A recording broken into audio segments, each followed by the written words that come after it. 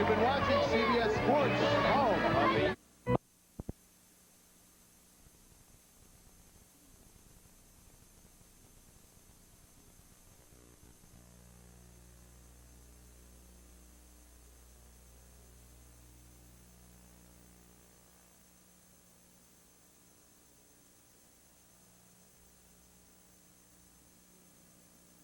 She was the Earth Mother of that tennis troupe.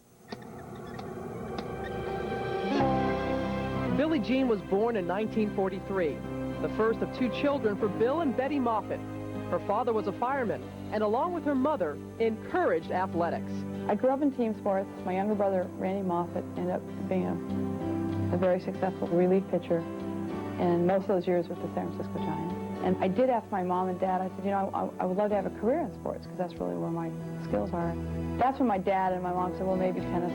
I didn't have a racket, so I had to go do little odd jobs around the neighborhood, and I put my money in a mason jar up in the cupboard, and I kept counting, and finally got about to $8.29. I said, I can't stay any longer. I've got to get this racket. So I went to a local sporting goods store, and I got my first racket, and then went to my first lesson with Clyde Walker. And I knew that first lesson, the first time I hit the ball at first lesson, I found my destiny.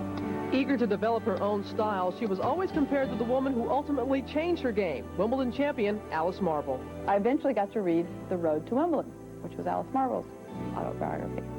And I was very fortunate to be able to get lessons from her for 3 months every weekend in Encino, California. And she really made a difference. I went from 19th in the country, this was when I was 15 years old, to number 4 in the country in women's tennis. And she's the reason. When did you realize that you could make a career out of playing? I mean, we're talking the 60s. This wasn't about making money. Well, they called it amateur tennis. We called it shamateur tennis among us, because it was a sham and a shame at the same time, in that we were getting paid under the table.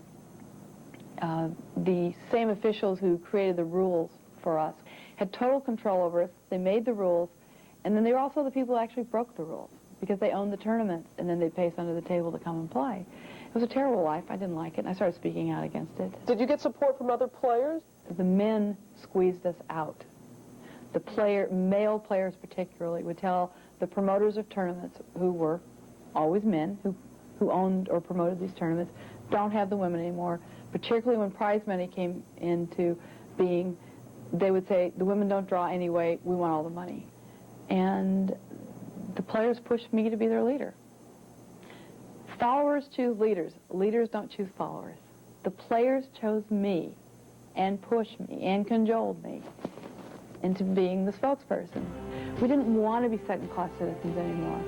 The women decided to band together, and with Billie Jean leading the way, they organized an all-female tennis circuit. Well, we wouldn't have had a tour without Gladys Hellman, who at that time was publisher of World Tennis magazine. And Rosie Casals and I went to Gladys and said, help us. And she said, okay.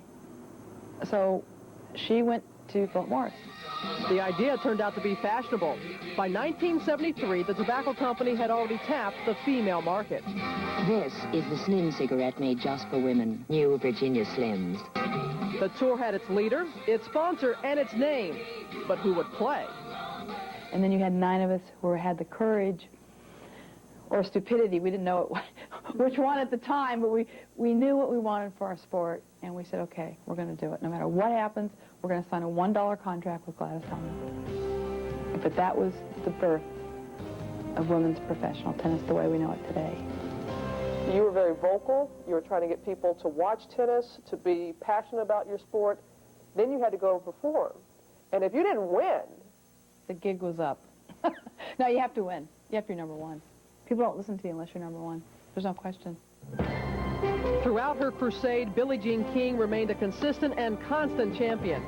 In a career that spanned more than 2 decades, she won a dozen Grand Slam singles titles, a record 20 different Wimbledon titles, mostly in doubles, and 67 WTA tournaments.